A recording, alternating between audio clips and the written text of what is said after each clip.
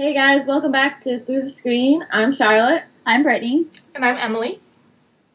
We hope you've been enjoying our episodes so far and liking, commenting, and sharing with your friends. If you missed any of them, head on over to our channel and watch. If you're not already, be sure to subscribe while you're there.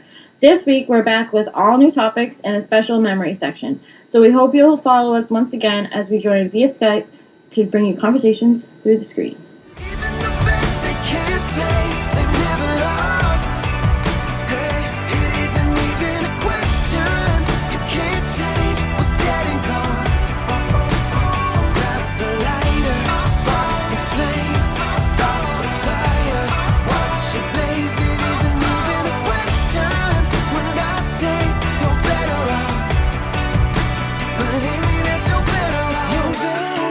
This episode, we will be discussing plastic and its numerous effects on our planet, updates on the Taiji drive hunts, sharing our memories of September 11th, 2001 for this 14th anniversary, a heartwarming military dog owner story, reviewing an eco-friendly homemade toothpaste, and finally ending with a few special episodes of Friends. First up, plastic.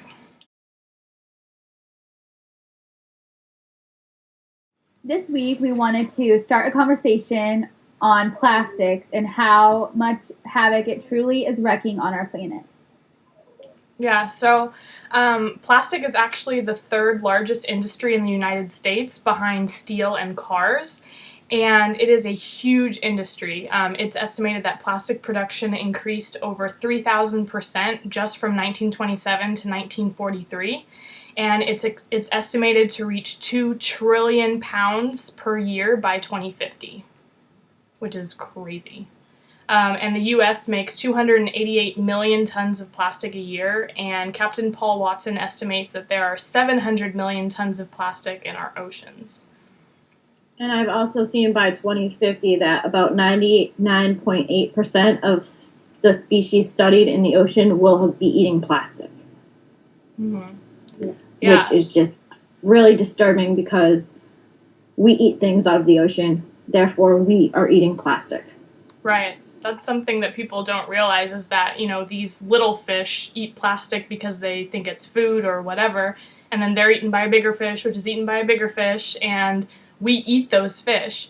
And so we have remnants of plastic in our blood because we're eating these fish that are just contaminated with plastic. I was watching a documentary where they cut open a fish that was going to be cooked to eat, and they found pieces of plastic in it, and it was about to be cooked for someone to eat. It's really scary to think. It's terrifying. It really is. It just goes to show you that no matter where you're eating, doctors tell you all the time, eat fish, it's the best thing for you, blah, blah, blah, it's good for your heart, it's good for this, it's good for that, it's good for your skin, it's good for your nails, it's good for your hair. But plastic is not. It's for everything, and plastic is not, and it's in these animals, it's in these fish, it's in the lobster, it's in the crabs, it's in the shrimp, it's in everything that you're eating that's from the ocean. Right. Whether you want to believe it or not, it is. Right. And it's terrifying to think about. Yeah. Terrifying. And it becomes more concentrated as it moves up the food chain.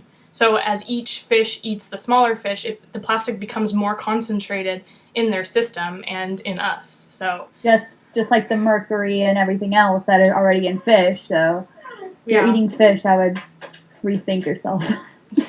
Yeah, exactly.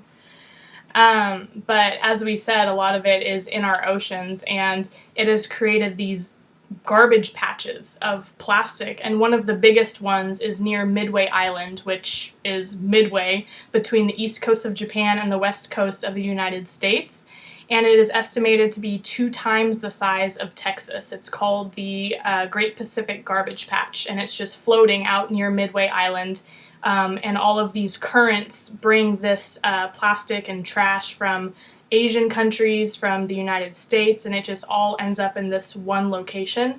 It was discovered in 1997, and it's estimated to have 100 times more plastic than plankton, which is nuts. It's also not the only one on the planet. There are 5 garbage patches that consist on this planet. One is located in the Atlantic Ocean, and for example, the Atlantic Ocean garbage patch isn't growing. It's staying the same size.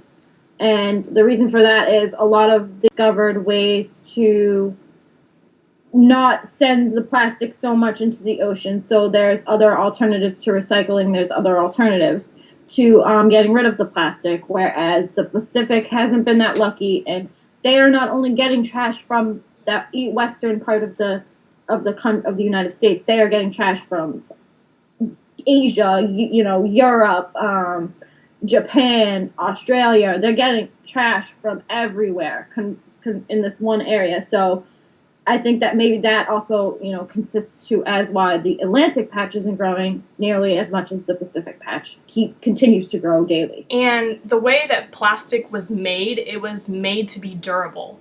And it's made to last for a long time, and that's exactly what it's doing. And something that we don't really realize is that these containers that we use once remain after we're gone. It's estimated that they stay for hundreds of years.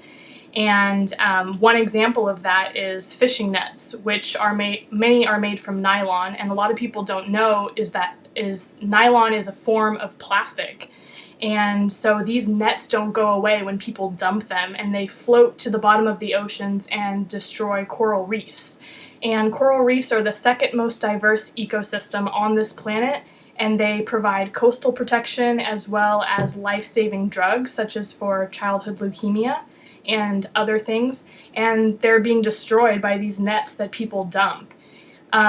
And not only that, it's estimated that hundreds of thousands of animals and millions of fish and seabirds die from entanglement in plastic every year.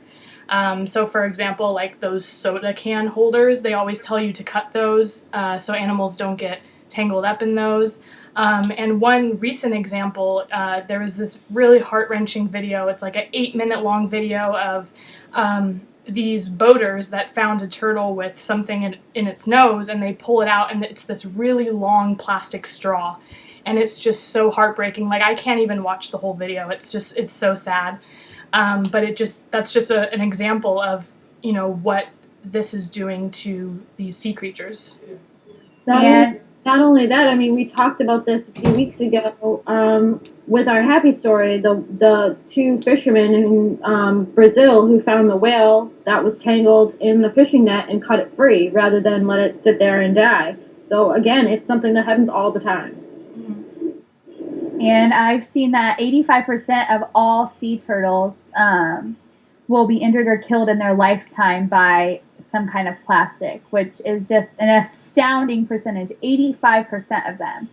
Yeah. So people really just don't understand, and a really big source of plastic are plastic bags. Americans use more than 100 billion plastic bags each year. That's over 300 bags per person, which is unbelievable to think, because it says the average bag is used for 12 minutes, and then it has the life expectancy of up to 1,000 years. Yeah. It is just so ridiculous of us to be that wasteful and that ridiculous that we're using these stupid bags for convenience for, up to 12 minutes, and then they're destroying our planet, animals, and everything. It's mind-boggling when you think about it, because I know that, like, in California, is it all of California that has bans on plastic bags? You have to buy them? Or? They started it. I know, like, for me, my first instance of it was in San Francisco, and then San Jose started it, and I think they're, like, slowly starting to do it, but they are looking for it to be, like, a statewide ban. Yeah, like, here there's nothing, like, at all. Like, they don't... And well, it's not really a ban. I guess you have to pay for it, but, I mean, I think they're leading towards a ban, but... Yeah, certain stores here you have to pay for bags. They no longer just give you the bag. They want you to pay for it. Right. Which is, I guess, in a way, it hinders people from wasting the money to buy the bag. But they're still being made. They're still, yeah. Exactly. I saw a statistic that said the retailers, they spend more than $4 billion a year just buying these bags. Like, that's crazy. That is such a waste of money for them, too. Yeah. I don't know. It says nearly 100 cities, towns, and counties across the U.S. have banned plastic bags. Half of them just happened in the past year. So we're seeing progress in that sort of thing. But I just think that it's important for us to take it upon ourselves and just don't use them. Even if you're recycling them, don't use them. use your own bag that you're using over and over and over, Right. so you're not killing the planet, essentially. Right, and I saw a statistic that said the U.S. uses 1 million bags per minute in the United States. That even puts it in more perspective. That's crazy. Right. That's crazy. That's a staggering number, really. Yeah, I mean, and even if these bags are recycled, they're very easily blown by the wind. So even if they're in these waste management areas, they just blow away into the ocean, onto the sidewalks, into trees, and it's just a huge problem. So, just use these reusable bags instead. Bottled water is another huge factor to ocean plastic, and it's also a huge factor to plastic waste in general. There's been several towns that have enacted not selling bottled water at all. The bottles have to be larger than 1 liter. One such case is in Concord, Massachusetts. You cannot find a bottle of any kind whatsoever, soda, water, anything that is under a liter. If it's under a liter, it's not sold there. So like 20-ounce bottles, you can't buy those there. They don't sell them at all. And it's helping to slow down the use of recycling in the town, because they're not seeing the little tiny bottles that, for example, the 30, like the really, really small 8-ounce bottles that most of us look at and we say, I can drink this in 2 seconds. I know every time I look at those bottles of water, I'm like, if I bought that, it'd be gone in 1 sip. It makes no sense to me. I guess for maybe a little kid, it's useful. I mean, I don't really know, but I've never been one to buy those, but those are one of the biggest wastes of plastic ever, because it is such a small, little, tiny bottle, and it's going to be around for longer than me, you, and, everything else. So it's just crazy to think about. Right. And it just goes to show that how much of it can be prevented. Maybe not to that extent where you don't sell anything lower than a liter in your town, but maybe there's some ways to go about not wasting so much money on these small little things that we don't need. Or just, I've seen boxed water. There's alternatives out there. We just need to be looking for them, and everyone needs to be using reusable things for their water. And there's just so many options. We really were too, established as a society to just keep going back to plastic bottles, because we've got it. They're ruining our existence, because if we're killing the oceans with all this plastic, it's not going to go well for the human race.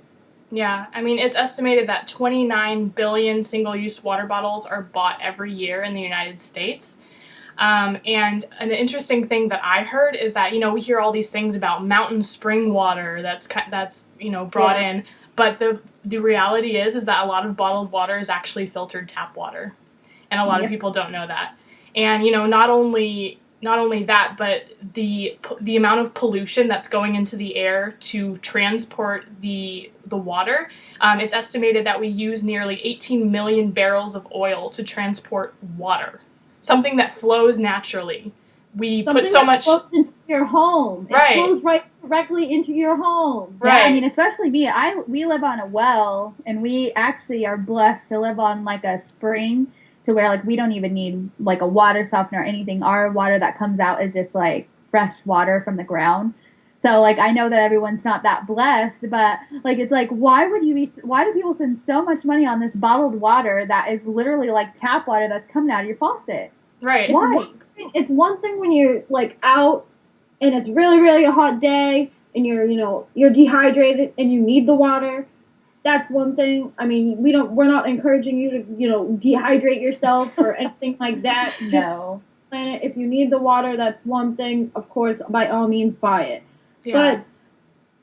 But there's no need for us to be spending to be polluting this much of the planet with these bottles. There's no need, especially if you have reusable, containers all the time that you can fill with tap water from your home. That's free. Yeah, and you can also buy filters to filter that tap water. They sell them all over the place. You just fill it up with tap water, it filters it for you, and you just pour it into a water bottle that you keep using over and over. and it's just so much easier than constantly using these and it bottled saves waters. money too. So if you're looking to save money, don't use bottled water. It's dumb. Right. Not only that, I mean, a lot of people don't realize that the actual plastic from the bottle is seeping into the water that is inside that bottle. Yeah, exactly. That's the thing that a lot of people don't realize. Especially if you reuse the bottle over and over again. I've noticed that, like, if you use the bottle once and say you're trying to be conservative and save the planet, you use the bottle again, you fill it, you put it in your fridge, you could feel literally the plastic thinning on the bottle. It's disgusting. Yeah, so like Charlotte said, in terms of the plastic kind of like seeping into the water bottles, brands of bottled water have actually been tested, and besides the plastic, they have been shown to include radioactive materials, arsenic, chemical solvents, and other pollutants.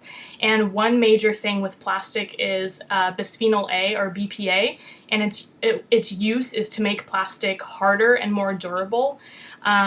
But it's also an endocrine disruptor.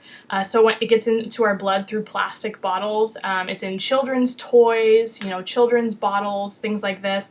It's even in shopping receipt paper, even though it's not made of plastic. It does contain bisphenol A. It gets on our hands and seeps into our skin. And it's known to cause diabetes and some types of cancers, including breast cancer, as well as an imitation estrogen that makes girls go through puberty at younger ages.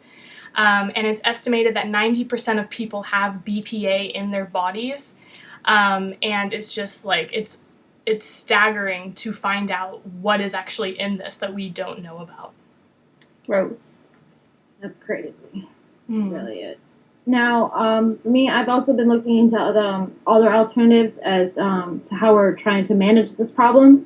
One of the things I have found is the Bottle Bill States Act. There are 10 states that right now in the United States that have ways of recycling bottled water, recycling all types of bottles. In the towns, they literally give you money back for these bottles that you already paid for, 5 cents. In Massachusetts is the rate back. And you already pay for this when you buy the bottle in the store. You pay 5 cents extra for tax for the bottle, and then you get the bottle back, the 5 cents back when you recycle the bottle. So it's enacted in 10 states, California, Connecticut, Hawaii, Iowa, Massachusetts, Maine, Michigan, New York, Oregon, and Vermont. Oregon and Vermont were the two states to start it, and since implementing it in the 70s, they have seen an increase of recycling by dramatic proportions. 85% of progress was made just by doing this. Just by saying, hey, you recycle this, you pay the 5, you're already paying the money anyway. So why not get the money back by recycling? It's just that simple. Yeah, and it's estimated that 25 million taxpayer dollars are going into cleaning up plastic. So, it's just, we need to, like, even then, as we said, plastic is built to last. So we need to find other ways to do something with this. And one really cool thing that I've seen in the documentary The Plastic Age, a company called Bionic Yarn is highlighted. And they use plastic to create clothing. So they actually melt it down, create a yarn, surround it with like cotton and other fabrics, and actually spin it into clothing. And G-Star Raw is a company that partnered with Bionic Yarn to create Raw for the Oceans. And it basically advocates animal activism and also ties into fashion. And Pharrell Williams, singer of Happy, a song that a lot of people know, he is the creative director of Bionic Yarn. So I thought that was a really cool kind of idea to reuse this plastic. Right, and I think that another big thing is just trying to find ways to never use it in the first place. So, and you have to take that upon yourself because it's going to be out there, and for us to eradicate plastic is probably not going to happen in any of our lifetimes. But just literally just thinking of ways, how can I not use plastic in my everyday life? Because if you look at things that you're doing, I guarantee you're using plastic a lot more than you thought that you were. Mm-hmm. And one of the other things that I've come across that they're trying to maybe try and figure out better ways of getting water other than bottled water is desalination, which is just removing seawater from regular ocean water to maybe make that more drinkable and more instead of taking water from reservoirs in places like with severe drought, such as Texas and California, Arizona, Florida. They're all places that are implementing desalination plants, and a lot of them are already in the works.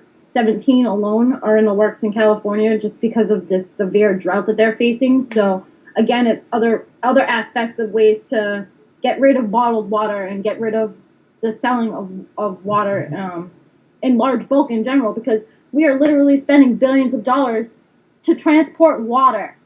Right. Yeah.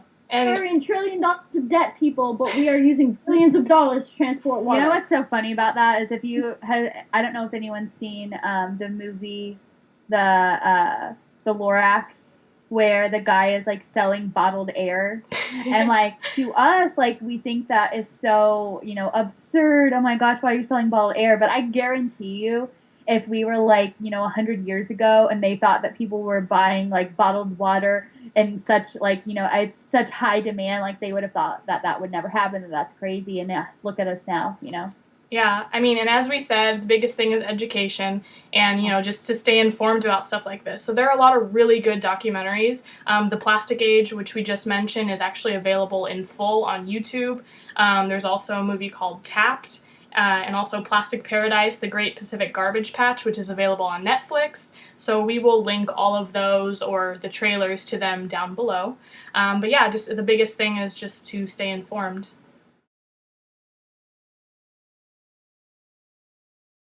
So, as we have been since the 1st of September, we wanted to bring you guys some of the latest Taiji updates from this past week. One of the big things is that on September 8th, the Taiji Whale Museum withdrew from JAZA. If you watched some of our previous episodes, you remember that JAZA announced that they will be banning its members from purchasing live dolphins from Taiji. And this is because WAZA said that they would suspend JAZA if they didn't stop purchasing these live dolphins. And so JAZA decided to keep their membership with WAZA and to put a ban. And this comes as no surprise to us. The Taiji Whale Museum is very, very closely related to Taiji. They want to keep purchasing these dolphins, so they withdrew from JAZA September 8th. And the Taiji Whale Museum has about 50 cetaceans on public display, the majority of which are from the drive hunts of Taiji. And it includes a rare albino dolphin named Angel that caused a lot of controversy. And yeah, as we said, this decision isn't really surprising at all to us. We really kind of saw this coming. But that's some of the big news this week. So we almost had all Blue Cove days in a row. The 4th, 5th, 6th, 7th, 8th, and 9th were all Blue Cove days. However, yesterday was the first Red Cove day of the season. So boats drove in a pod of about 10 to 15 Rhesus dolphins, and all were slaughtered. There were no live captives. And, you know, we got so used to these Blue Cove days that it was just so sad to see our first Red Cove day, and it just brings the reality that there are going to be Red Cove days, but we just have to hope that there's going to be more blue than red, and hopefully this won't continue for another season. So that's some of the updates on Taiji. And we also wanted to mention, again, to donate, if you haven't yet, to the Tom Chin Family Charitable Foundation. Now's a great time to do it because they are matching Cove Guardians dollar for dollar to help Taiji and help raise awareness and help stop the slaughter. So now's the time to donate. And we will link that in the description below so you can donate.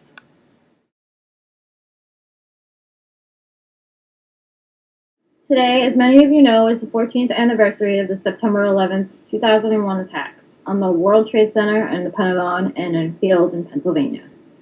Today, we would like to just honor the 3,000 lives lost that day just by sharing our memories and our own personal effects of what happened to us that day. And just here it is. So I was probably the youngest. I was in 5th grade, which for people that have different school systems, I was 9. And I would always come into my parents' room when I got up, and I was a kid and I didn't want to get up for school, so I would go in and lay on their bed. And that morning I saw that they had the TV on, which was really weird because we always listened to the radio in the morning. And so the news was on, and it was just like, what's it called? Just these attacks happening over and over, just the footage going continuous. I don't have very many memories of it, but I just have this vision of like in the morning watching the TV, and it was just as a child, it was scary to me. I didn't know what was happening or why it was happening. So yeah. For me, I was in 7th grade, and we were at school because I live on the East Coast, and I just remember being in class, and all of a sudden I was in history class. My English teacher kept running in the room, and she would like whisper something to my teacher, and then she would run out, and then like a few minutes later she ran back in and said something else, and then like everyone turned the TV on, and there was announcements going on, and then we saw the planes crashing into the towers, and it was just like so scary. I'm getting goosebumps just thinking about it because I just remember being so scared. I had no idea, like I didn't really understand what it meant. I just knew all these people were dying and that there was a plane crashing into a building, and I was afraid to fly for a long time. I also remember that day that we went to the library in the school, and they had all of the cameras were on my stepdad's work because he is an accountant for the government. Like one of his jobs is kind of they pay the soldiers and all this stuff. And so they had all of the cameras on his job because they were evacuating it because they were afraid it was going to be a target. And I just remember being so scared that entire day. A lot of people's parents were coming and getting them from school, and everyone was just really scared and confused and not knowing, exactly what this meant for us. Yeah. Another thing that I actually just remembered is that my family and I had visited the East Coast, and we flew back a week before 9/11. So that was another thing that really scared me, was the fact that that could have been us. It could have been our plane, so that was another thing that was really scary for me. For me, I was the oldest, obviously. I was a sophomore in high school, and for me, it's still a very hard day for me to think about because those planes came from Boston. They took off from here. I personally went to school with somebody who lost their mother on one of the planes, so it's a very hard day for me to speak about, but the things that I remember the most are, obviously, I remember getting up that day. I remember hearing the planes because I live right outside of Logan Airport. So I hear those planes go off all day long, flying all day long, landing all day long. So typical day, go to school. I'm in my first class, which is Algebra 2, with Miss Clark, and her phone would not stop ringing. Like, her cell phone would not stop ringing. So finally, she just stops the class, and she goes over and she answers her phone. She apologizes to us and says she has to take it. It's her daughter. So she answers the phone, and her daughter is the one who actually told us what was happening. We did not have a TV in our classroom at the time, so I had to wait until after class to see anything of the footage, anything like that. That class let out at 9:05. So by the time I got to the library, the second tower was just getting hit. It's so hard for me to talk about. It's not something I like to bring up, but I felt it was needed to discuss the subject today because to honor those people that did die on that day, to honor the people that died in the buildings, in the field, in Pennsylvania, and in the Pentagon. I came home after school after almost the entire school was picked up that day from, some type of family member. I eventually got picked up, but it wasn't until towards the end of the day. And I came home to my mom. She just gave me a really big hug and told me she loved me, and we sat there and watched the footage almost most of the day. When the footage got to the nighttime and it turned to loved ones coming looking for their family members, grieving, it got too much, and I had to shut it off. So I didn't watch any of the footage until 2011, when it was the 10th anniversary of the attacks, and they kept kind of playing the footage over and over again. there were several documentaries that day, and I just remember I had seen this 42-second clip of firefighters walking to the World Trade Center, and not one of these firefighters survived. And it killed me. Like, it killed me that none of these men survived. Like, they went to work that day just to do their job, and they walked to their death, and it broke my heart. Like, I just broke down that day. I couldn't deal with the emotion. I couldn't deal with it. So, that's why I respect like any type of service member, any type of person that kind of does that type of work, because I can't myself do it, and it's just something that is so noble to me, and it's something that they don't get the recognition, and they don't want the recognition, just because that's what they do, and sometimes they need it, I think, and this is one of those cases. But I also read that just this past Monday, Marcy Borders, a survivor of the attacks on the Twin Towers, she was known as the Dust Woman in many of the pictures that were shown of that day. She passed away due to a form of cancer. She and many believed were caused and related to that day and the attacks.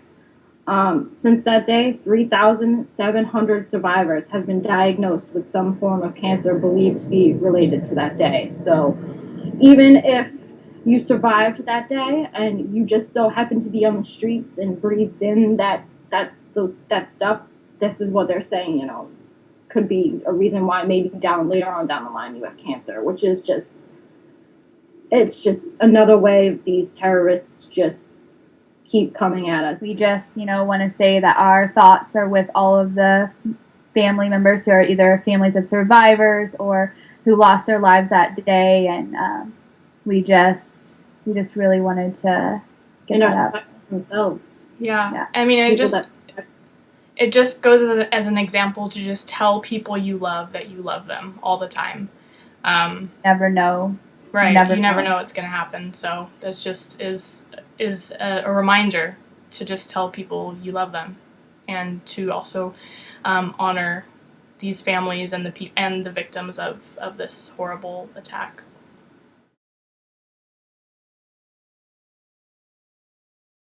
For this week's heartwarming story, we wanted to share with you a story about a dog named Donna who was abandoned by a contractor at a kennel in Virginia. It turns out she was a bomb-sniffing dog in Afghanistan whose handler, Army Specialist Tyler Roberts, after they were separated during their tour of duty, or after their tour of duty, he had never stopped looking for her. The kennel owner took great care of her and 11 other military dogs and spent $150,000 of his own money to make sure they were well cared for. But a few weeks ago, Donna was reunited with Specialist Roberts in Denver, Colorado, in a wonderful reunion where Roberts said that she will be spoiled the rest of her retired life. Well, it's heartwarming too, because a lot of dogs, they don't get this recognition, especially military dogs. They don't ever get the recognition that they deserve. Going off and fighting in a war, especially with those types of senses. I can only imagine what those bombs must sound like to them, because, they can hear things so much better than we can. The smells, everything. I can't even imagine what that must do to a dog. So it's kind of like heartwarming to see it be reunited with somebody who it spent those times with, and understands. They have that common bond, and they share that, that deep sense of, camaraderie, I guess is the word I'm looking for. Mm-hmm. So it's nice. Yeah, and I like those kinds of dogs. I feel like they're braver than I am. Like, they risk their lives to protect these soldiers in war, in Afghanistan and places like this, and it's just so commendable. And like Charlotte said, I don't think they really get the recognition they deserve, because we've read a few stories that are kind of similar to this, and there are dogs all the time that do these kinds of things, and it's also heartwarming to see that they reconnected afterwards, after she was put in a kennel, and he never stopped looking for her, and it's just a great story, especially for today. And yeah, it's just a really cute story.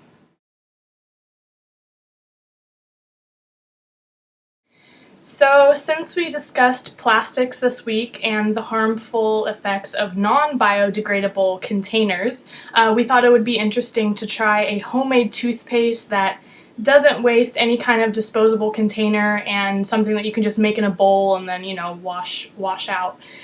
So we combine 2/3 cup of baking soda, a teaspoon of fine sea salt, 1 to 2 teaspoons of peppermint extract, however minty that you want it, and then filtered water to create the consistency that you want. And we just combined all of that in a bowl or whatever, and it makes a homemade toothpaste. And the sea salt is completely optional. It's good for your teeth, but it makes it really salty, especially if you use a whole teaspoon. So if you do use it, I'd recommend using like a pinch or like 1/8 of a teaspoon, because it is good for your teeth, but it does make it super salty. And I actually thought it was really cool because when I mixed it, after I put the water in, it really did make the consistency of toothpaste. And like when I was brushing my teeth, even though it was super salty, it felt like toothpaste. So I feel like I actually had to throw it out because it was so salty. But if I made it again, I would make it with less salt or no salt. But I would probably use it again because I thought it was pretty cool and it doesn't use any kind of container. So I saved mine in a glass jar and I love it. I'm seriously gonna use it. That's probably all I'll use now. If I can get my kids to use it, that would be awesome. But this is my favorite thing that we did because it's super, super useful, and I absolutely love it. And baking soda is supposed to whiten your teeth. Everywhere you ever see, they say that baking soda whitens your teeth. So I think it's a great thing. I think everyone should try it and see how they like it. So I didn't put any salt in mine because Emily told me not to put the salt because it was too salty for her. No salt. I just put any in, and I actually really enjoyed it too. I would probably use it again. I would easily do it again with no salt. I might try a different flavor just to see what that's like because it says you can use other flavors other than peppermint, and I'm not a big peppermint fan. I'm more of a spearmint type of person or something like that, so I might try that next time or something. But yeah, I enjoyed it. I wonder if you could, which this is just coming to me, I wonder if you could just do anything, you know what I mean? Like any kind of essential oil, like... Banana. Like, when I was in the store, I was like, I maybe, like, try vanilla. Yeah. How much like, vanilla toothpaste would be, so I didn't opt for that. Right. I know, I'm just thinking, like, as far as, like, kid-wise, like, have to look it up and see if that would be bad for your teeth anyway, but I think it's great. Everyone should try it and let us know how they like it, because... Right. It's a thumbs up for all of us, which is unusual. Yeah, and as always, let us know if you have anything that you want us to try. And yeah, let us know what you think about this and if you tried it yourself.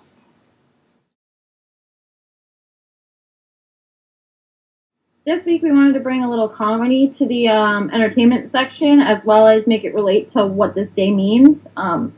So I decided that season 8 of Friends would be a perfect fit because I've noticed a ton of hidden messages in this season related to America and just inspiring and in general. So the 3 episodes we chose of season 8 from Friends are the one where Rachel tells Ross, the one with Rachel's date, and the one with the Halloween party. Mm-hmm. And something interesting recently about the one where Rachel tells, I don't know how recent it was. I feel like people have already seen this, but it's just become very popular recently that there was a deleted scene released from the one where Rachel tells, and it actually involved Chandler mentioned something about bombs, and they are immediately taken and interrogated. And originally that episode was going to air, I think, a week or 2 after 9/11. And so the writers felt that it was much too sensitive of a topic, and so they replaced it with a storyline of Monica and Chandler getting beat out by this other couple for all this free stuff. So that was something really interesting to me, that was not the original scene. And I think now today it's kind of harder to see that original scene. knowing what we know now. But the reason that they waited so long to release it is because they wanted to wait until people could really appreciate the humor that it was intended. For me personally, it was still hard to, like, I don't know, it was hard for me to find the humor in that just because I was so young when it happened, and I think it kind of traumatized me a little bit, so it was hard for me, but I know a lot of people really enjoyed seeing that deleted scene. Yeah, I found that scene hilarious, but it's crazy to me that was the reasoning behind it, because when I saw the deleted scene, I was thinking, that is so funny.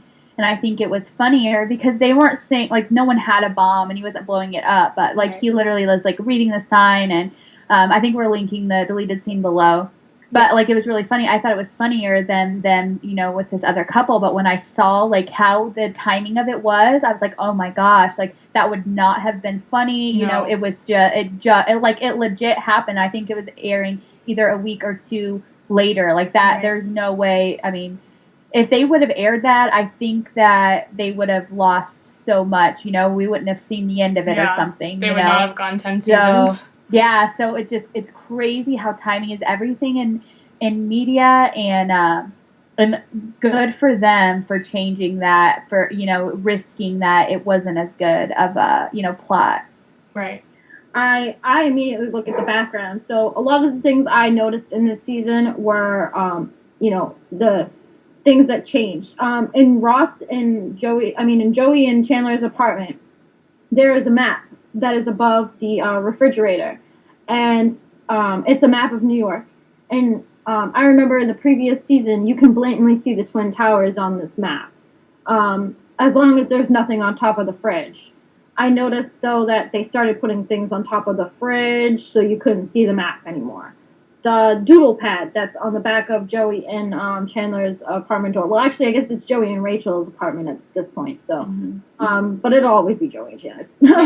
So the doodle pad on the back, that starts to reflect, things about 9/11. Like one episode it says FDNY in the corner, and it has a Statue of Liberty on it. And another episode it says One New York behind it, and things like that. The actors themselves actually start wearing shirts.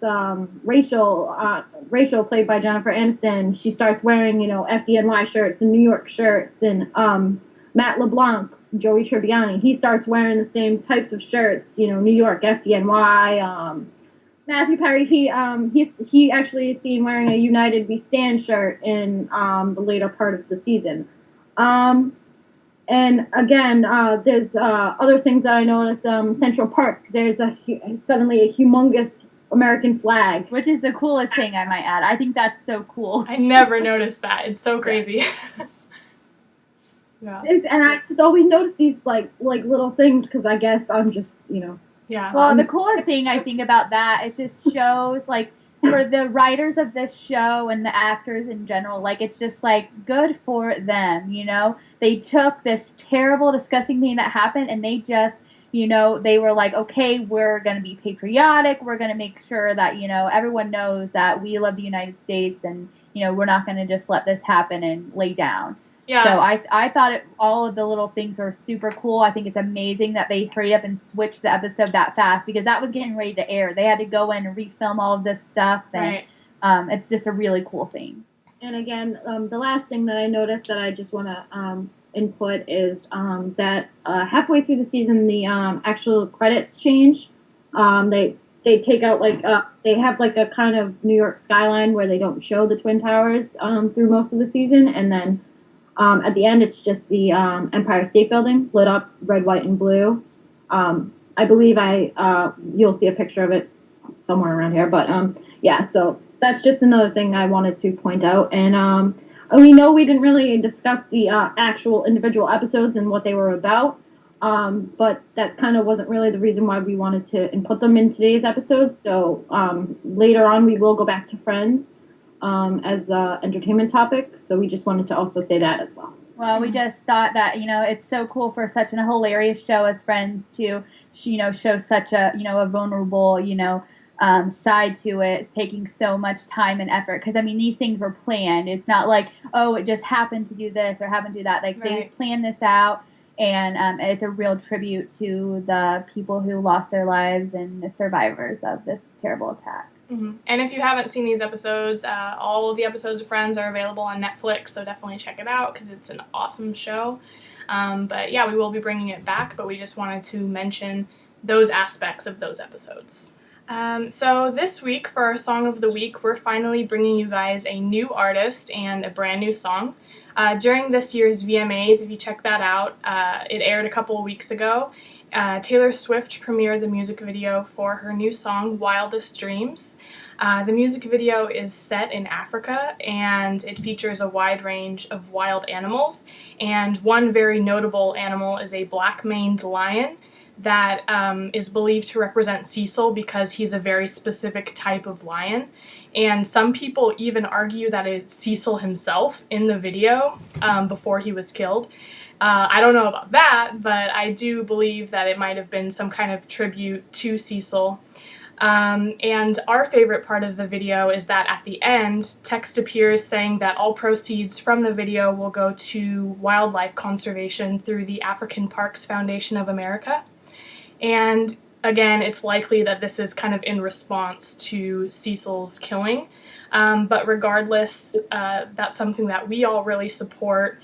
And I personally really like this song, even though I don't normally tend to listen to Taylor Swift. I find it getting stuck in my head all the time, and I don't know, I think it's really catchy and a really good song, and I love, seeing all the wildlife and everything in it. So, what do you guys think? I have two really big things about the song. First of all, I love Taylor Swift. I listen to everything of Taylor Swift. I actually got the album that has this song on it, pre-ordered it, I've heard this song forever because I absolutely love her. She has a big, big heart, and I think this kind of proves it. And my second thing is that, we were talking about before when we talked about Cecil the Lion, they're saying that the only way to support conservation is to do these hunts where these animals are killed. And I think Taylor is kind of saying, well, maybe not. She obviously is wildly popular and brings in a lot of money. So if, we come up with all of these alternatives, like her just donating money from this video to give it to conservation, then maybe we don't have to worry about these trophy hunting killers anymore. And I just think it's really awesome that she's doing this. Thumbs up for Taylor. Mm-hmm. I really, really like this song. For me, music is all about lyrics. It's all about feeling and how I feel when I listen to a song. If it touches me, then I most likely will like it, and I most likely will keep listening to it. It all depends on the depth that it touches me, and this one really, it hit home. I felt the words, I related to it, and then I saw the video, and I was like, wow, you know what I mean? This is, yeah. Okay, I really like this song. This is something that I can go and I can back and I can root for and I can spread and I can say, if you want to listen to a new song, here, listen to this song, or something like that. Again, I've never been a Taylor Swift hater, but I've never been a Taylor Swift diehard fan either. I'm not one of those people, but I always enjoy her music. She always writes from a very, heartfelt place, and you can always feel her emotions in her songs. So I guess maybe that is something that I always like and enjoy, especially with this song, because, again, it was about animals. It's about, well, maybe not the song so much, but the video was, and stuff like that. So I really liked it. So, yeah, 2 thumbs up. Yes, and something that I kind of was thinking about the other day is that it's interesting, why Cecil? Why it took something like this to make people aware and start talking, because people never used to care, unfortunately. They never used to talk about things like this. A few months, I think, before Cecil, when a black rhino was killed in the same way for trophy hunting, I think it either made the species extinct or almost extinct, and nobody really talked about that. So I just kind of sometimes wonder, why was it Cecil that kind of sparked all of this? But regardless, I'm glad that people are kind of starting to talk about trophy hunting and things like that. Well, I think Paul Watson talks about this because he always I've seen him talk about with Lolita and Tilly, it takes big, making a whale or, a lion famous for people to pay attention to it. They have to have a name with it. They can't just, You can't just be like, oh, Black Rhino. Like, if Black Yeah. Rhino had a name, I guarantee you it would have been a bigger deal, which is just weird. It doesn't matter if they have a name or not. Like, they still matter. Exactly. But that's what it I takes. feel like, though, too, that sometimes it all depends on, like, the animal. Like, a lion is something that, when you say, like, lions are endangered or lions are, you know, getting killed for trophy hunting, and we hear that, like, for us Americans, we don't have lions or any of that stuff. You know, we don't have those animals roaming around freely. It's not common for us to see them outside of cages or anything like that. So I think for us, when we hear of, like, a lion being killed for trophy hunting, it affects us more because it's a lion, you know, it's something that, like, you know, the Lion King. It's something that we relate to, you know what I mean? It's something that, like, we see as Americans. Right. And again, the black rhino is very important because now I think there's only one male left in the whole entire world, and it's being guarded 24/7 by Zimbabwe, militants, I guess. I don't know if they're military or not, but it's being guarded, which is that's insane that has to happen. Right. Exactly. That's just disgusting. The animal can't even live out it's the last one on this goddamn planet, and it can't even live out its life the way it should because people are gonna kill it unless it's being watched 24/7. And I just think that's disgusting. Right, and that's part of the reason that we really like this video because it does kind of bring that aspect to it and, you know, brings more attention because the conversation about Cecil kind of died down a little bit, and to see an artist this big kind of bring that up again is refreshing to see. So we hope you guys like this Song of the Week and let us know what you think. Okay, guys, that's our show. We hope you enjoyed this installment of Through the Screen. If you did, be sure to like down below and also subscribe to the channel. We also appreciate any feedback you may have. We post new videos every week, and we love for you all to join and tell your friends. Next week, we'll be discussing all new topics, including SeaWorld and marine parks, something we're super passionate about. We will also be discussing the premiere of the 21st season of Dancing with the Stars, so don't miss it. Until then, thanks for watching, stay informed, and we'll see you next time. Bye! Bye!